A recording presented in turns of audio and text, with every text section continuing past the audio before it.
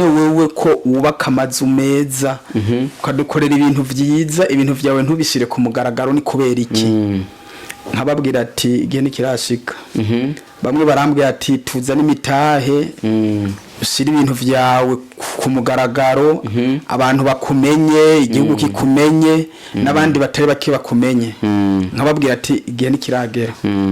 kuko ikintu cyose burya cyashingiwe igihe cyacu rero igihe cyo kubaka company cyangwa cyo gushyira ku mugaragaro company cyari kigihe nyene kinyene turimo ziriyisa kweri usanga bidasa n'izindi nzo abandi bantu bakora muri comment cyangwa bazovuga ati natungikira amafoto bazogenda bibona ko ibintu byisi ikindi kintu kigira kabiri twubaka ku muvuduko udasanzwe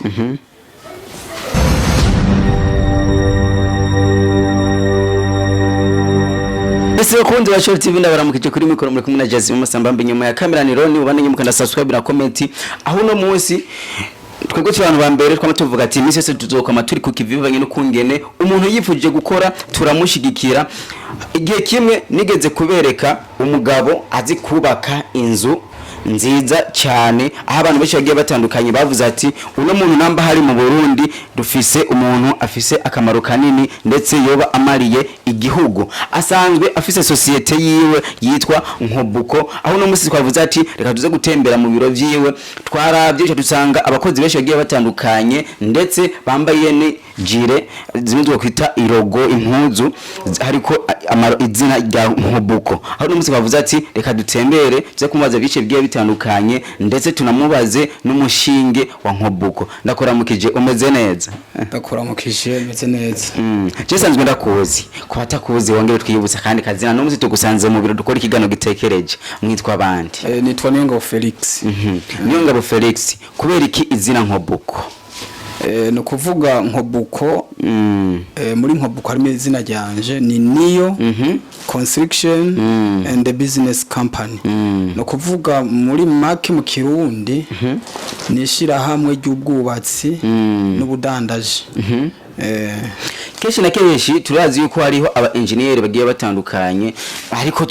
tukabumba ku mazina cyangwa tukabatura kuri telefone ariko wewe twarabe turavuga ati umuntu yiyumvira gakora ibiro afise ukwemera muri we kubera ko yiyumviriye kubaka ibiro vya NCOBUCO no kuvuga entreprise yose yafise biro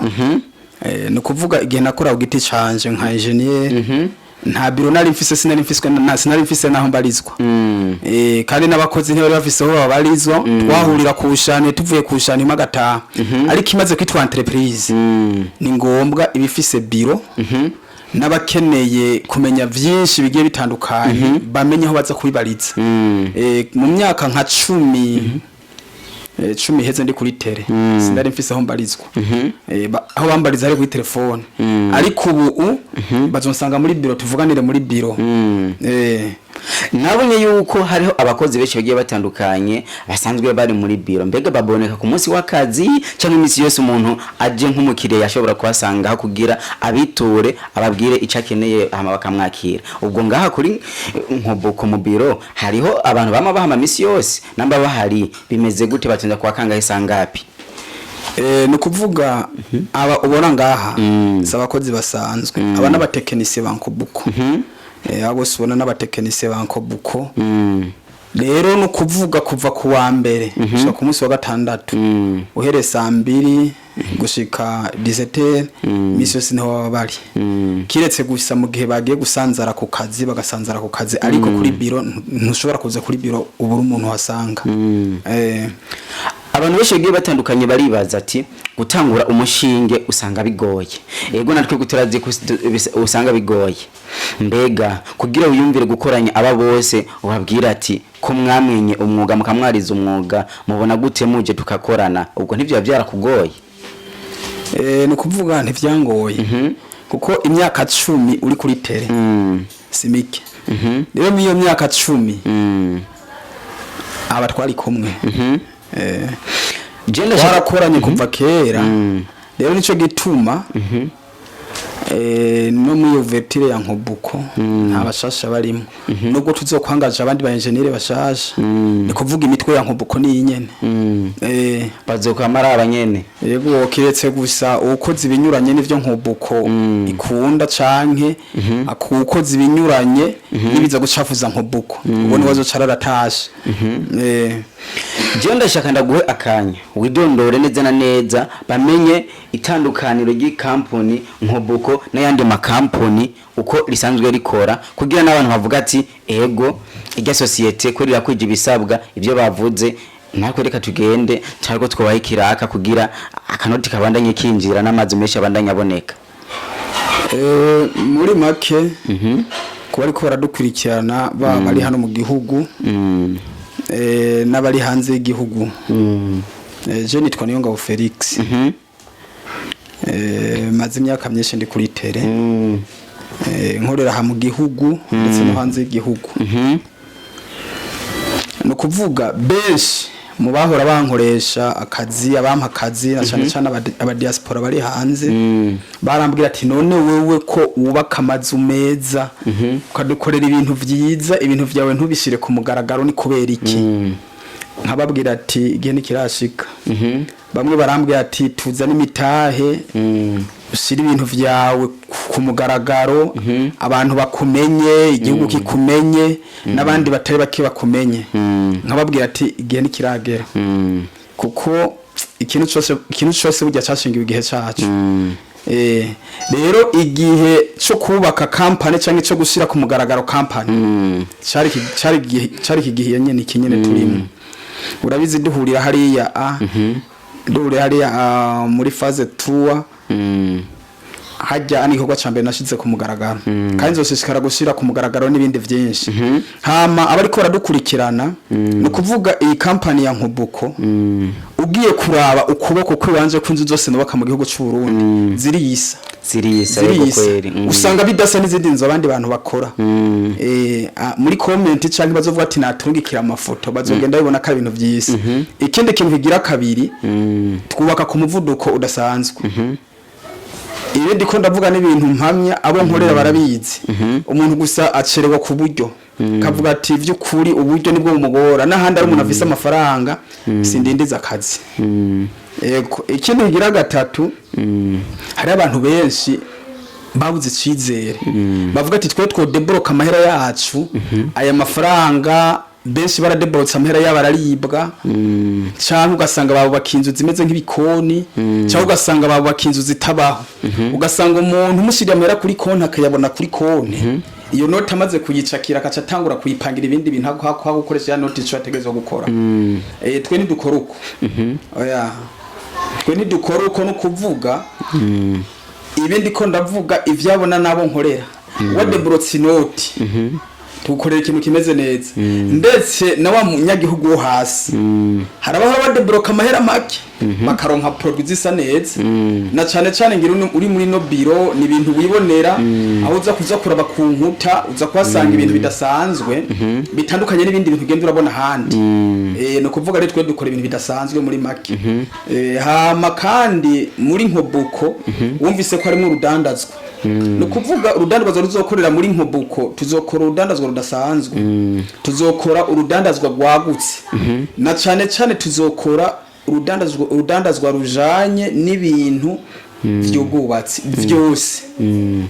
ibintu bijanye n'ivy'ubwubatsi byose tuzobidandaza ego hama ibisigaye turatumiye abantu benshi afise ivyo babaza baje badusange kuri biro baze batobaze tuzobaha umuco kuri iki na kiriya kuko vyose ntaho bivugira imbere ya kamera ngo abiheze ego hama tukaba twizeje abantu yuko umuntu azitura Nkobuko azotaha nezerewe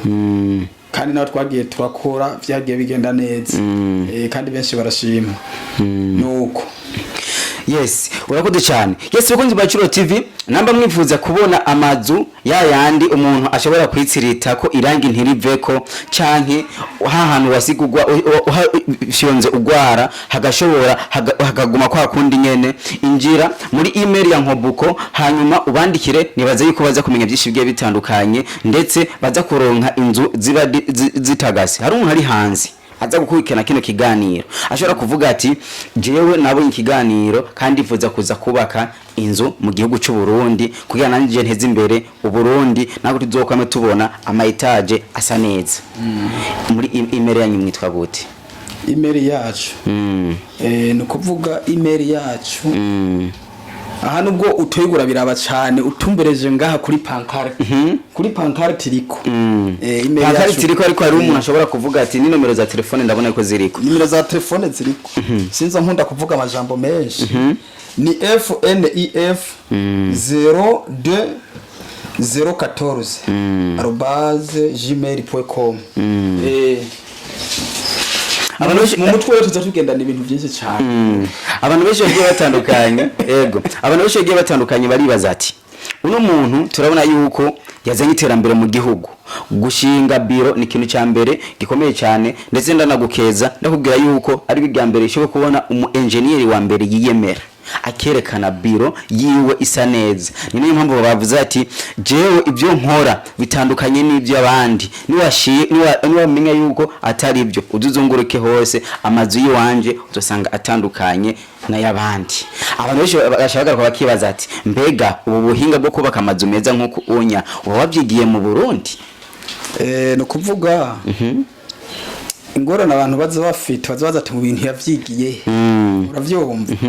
Rero ibi bintu jewe nkora sinokwirata amashuri ngo navyigiye haca nk'hariya. Iyi ni impano iva ku Mana. Iyi ni impano iva ku Mana. Hari n'abantu bigiye mu Burusiya ugasanga abantu bize muri yende n'ahandi wasubwa genda kora ibintu bakora ugasanga nibibaho. Rero ugasanga ni ibintu nyene vya nk'ivy'abandi nyene bakorusha ivyuma. Je rero ibi ndabumva ibije mvuga ko ari impano. Ni kuvuga inzu ndiko ndubaka nk'akarorero muri 2023 2024 ntizobisa n'inzu ya 2025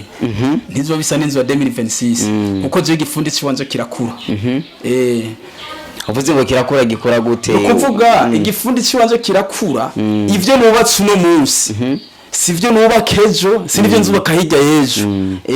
Canke yarigeze kuba ukorana n'abashinwa ukavuga ati je nanje kakaro nzokajana iwacu ku buryo nzoronka n'agashimwe ku bantu nubakira amazu canke igihugu kibone yuko bafise umuntu afise iterambere mu gihugu? Wapi n'abashinwa twakoranye.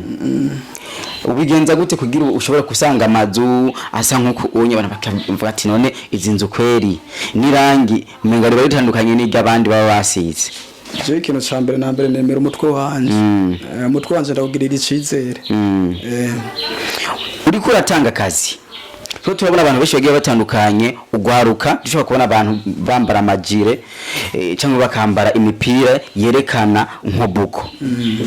Ubwo nta nturiyumvira kugira nawe uvyare abandi bana bazogisigira mu ngata mu gihe uzovuga ati nanje nabaye mutama reka ndabe ko bigenda. No kuvuga ikintu c'impano kiragoye. Imana hari vyo yampaye hari byose mu mutwe. Uva nubwo no vyigisha abandi bantu usigarana ku gice gito ntashobora kumfata kujya mva ivy'Imana yampaye so kuciba bikopura bitware vyose. Urabona nk'abantu bose turi kumwaba aba bose abana batekinisi ba NCOBUCO hari nabandi benshi batabonetse bafatiriwe aba rero aba nabo nyene ntibibaze ngo nabantu basanzwe nabantu bakora ibintu bikomeye cyane ariko buke namaze gusaza ndazi ko ibintu bitazogenda nayo zo bimeze neza. Umuyede wawe namambona ariko arakora yambaye ijire yanditse ko NCOBUCO. Wavyimviriye gute kugira zina muyede wari we wese ushobore kumuha izina rihayagiza company yawe? Ni kuvuga je ndi umuntu nkunda umukozi. kandi no muntu nubaha umukozi kuvuga je n'umuyede ndamwubaha no musi n'umuyede ajazo bari kindi kintu kubivanye n'Imana yamugize nico gituma abantu benshi bihenda ugasanga uri kurasuzugura umuyede gusuzugura umufundi ukumenga ubuzima bwo bufise mu ntoke no kuvuga rero uvuze kumusuzugura ndarutse ngaho nyine uvuze kumusuzugura ijajire umaze kuyimuha urayimugabira ntayiriha ukashobora kumukata amafaranga ijajire no kuvuga umwini musaje utera amabavu kandi ibintu mu ntango biba bigoye n'igisumbijire nzokimu nayo mpamvu uvuga ati ndaguhaye mugabo hariho percentage ziva kwibanye nayo wakoreye kubera wowe wiyerekanye akazi kawe uko aho kari no kuvuga ijajire kuba yifise ni ikintu kiranga hakorera urasukiye ni ikintu gikomeye kari umukozi wanje yari umuntu atamva ntiyari afise habarizwa nubwo bamufata ntiyari afise habarizwa umva yari bibasa twumva ngo yari nk'icana zicangazi ntiyari afise habarizwa bamaze gukora ngo nkora kwanaka ariko bamaze kubona afise jire iri kwizina rya societe kandi akaba ari societe izwi mu gihugu urumva akaba ari societe yemewe imbere y'igihugu societe yemewe mu gihugu no kuvuga umuyede wanje bugezwe afisa ahantu abarizwa afise na societe akoreramo no kuvuga rero ubu byarahinduye isura uko byari bimeze kera ubu siko bimeze ubu rero nubwo umuyede azokomere ko muri nkobuko tuziba dufise assurance muvuzi ntazosubira kwikora mu mufuko ngo urumva ngo agira kora amahera mu mufuko yo ngo yivuze oya ivyo mu byo rutekanya muri nkobuko cyo twaramaze kuva mu induru hari abantu benshi bagiye batandukanye badashobora kukwandikira kuri WhatsApp cyangwa kuri page ya Facebook cyangwa kuri Instagram bakavuga ati bakwandikire kuri email twe turaraba jire wabahaye biragaragara yuko ata email iriko ako kantu ko kutakiyumviye kugira ice ko email ku buryo n'umuntu yambaye mu barabara ashobora kuvuga ati uno muntu reka ndamwandikire kuri email nshobora kumubaza byinshi bigiye bitandukanye ndafise ikiraka nukuvuga kugira umenye email yiwanje ntuzoyimenya ari uko usomye kuri kunitse kuri jire y'umuyede zijya jire bazambara bari ku kazi batanguye akazi barazitora bakazambara bahejeje bagataha rero uzoba yabonye aho bariko barakorera si byiza kazosoma kuri kunuze kuyishira bagira rondere ko email ahubwo azorondera ahantu hari biro aza dodora abaze atari uko naho ibiganiro biratemba bigenda bigashika kure azoraba email munsi y'ikiganiro twabahaye amabone kutwandikira atabisomye kuri jire y'umuyede Yes bakunzi ba Churo TV nababwiye ko nzo kwamba ndabazana amakuru menshi yatandukanye ndetse ndabazanira abantu bashobora kuba bafise ico bamari igihugu no guteza imbere igihugu biraryoshe kuba tubona umuntu ariha ikori cankwe agaha akazi abandi Felix Niyongabo numwe mu bantu bavuze ati reka nkore iciyumviro cyo gushinga societe yitwa Nkobuko aho yazenye abantu benshi bagiye batandukanye ndetse arabaha akazi ubu unya bakaba batunze imiryango yabo inyaniriya igitandukanye ndetse akaba ari mu bantu bateza imbere igihugu namba mwifuza kubaka amazu meza mushobora kumwandikira kuri email yiwe yayibabwiye ndetse mukaje cyangwa kuri page yiwe ya Facebook nibaza yuko hose ushobora kumutora no kuri no kiganiro taza gushira ko nimero yiwe ya WhatsApp aho abantu muri hanze mu gihugu cyaje cyose mushobora kumwandikira akabishura hanyuma mukaronka amazu yanyu atangorane zibaye kandi nkuko yababwiye ku mwanya wa wundi nyene muba mwavuganye Felix Niyongabo reka ndagushimire cyane baze twayaze amajambo menshi agiye atandukanye nibaza yuko two presenta aho biro ubu unya ninashasha mugabo kino kiganiro kizomara imyaka myinshi ntizoguma ari shasha ni shasha kuri kino kiganiro ariko ni biro bije gufasha abantu benshi bagiye batandukanye kugira mumenye impanuro no kubaka amazu meza cyane turifuza kubona wubaka etage isa neza turifuza tubona yuko inzu yiwawe uyinjiye mu nzu ushobora kubona yuko hari itandukaniro n'iyindi nzu y'ubundi mubanyi sivyo none je ndibaza ko banje wahinjiye ngira bamaze kubona ko itandukana n'andi mazu menshi maze kwinjira ndabivugiye ngaha baba bibaza ati ibintu nibyo cyangwa sibyo reka ubuzozana akazi n'abazovuga ati je ndashaka ukuntu niyo muzo mushaka amazi mu nzu hejuru kubyo muvuga ati je ndashaka itara rizarira amazi azarakoroka ca mu itara nabaze ko dushobora kubikora byakonze nta kinanira nakibaho hanyuma reka ndagushimire cyane hanyuma president ngaha anya kugira twikorere promo ni kuvuga uvuga naho ikibanza kiri neza na neza kugira uva centre ville uva ibubanza igitega aho ushobora guca kugira ushobore kubakirwa inzu yawe neza n'umutekano ntangere. Mpabona nayo Gerard usanzwe uri umukozi wa Nkobuko cyane gose. Neka karusho ubona gatandukanye n'ayandi masosiyete kuri mu bisanzwe Nkobuko ishiramwe rikomeye cyane. Ishiramwe ry'ubwubatsi. Kandi muri uwo bwubatsi ndani harimwo na business ubudandaji. Urumva yuko atari ikintu coroshe. Rero Nkobuko ndiko ndaraba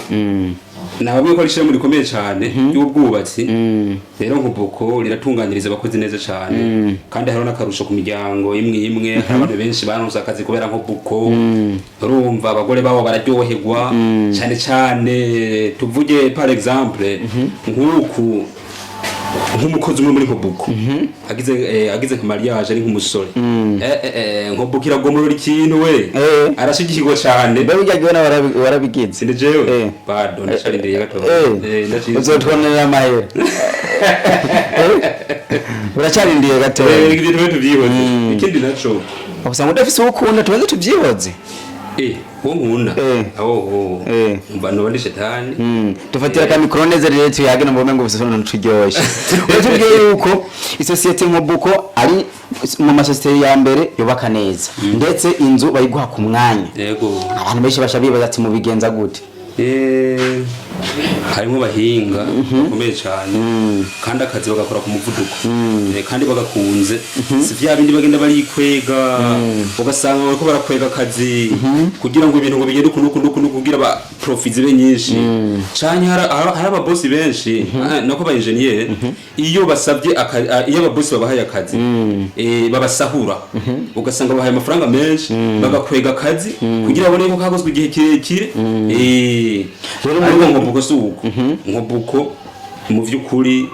amafaranga muvanye n'umubosi n'ibikogwa igihe bitangira ko kabisa ntiwidoga. Yego niga kama wotera ababosi bafise amafaranga bashaka kubaka amazu bateze imbere igihugu. Yone umvara kandi no gusimbira muri Nkobuko kugira baruhe ibintu bimeze neza cyane cyane. Murayibona nanga hejuru iyi platform murayibona turayibona neza. Ibi byose n'ibikorwa bya Nkobuko kandi murabona yuko bitameze nabi bimeze neza cyane. Araba n'iyimeza dukorerako sinzi yuko muyibona neza byerekana yuko mumaze kwipanga mufise ico mumaze kumarira igihugu kugira nako uburundi n'uzoza avuye mu mahanga bazovuga ati kumbe mu Burundi hari amazu meza. Yego cyane gose. Kandi ikindi kintu nashaka kushakira nakama abantu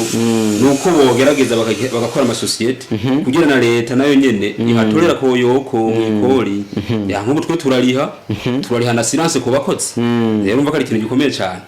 Yego cyo gushimiye cyane murakoze.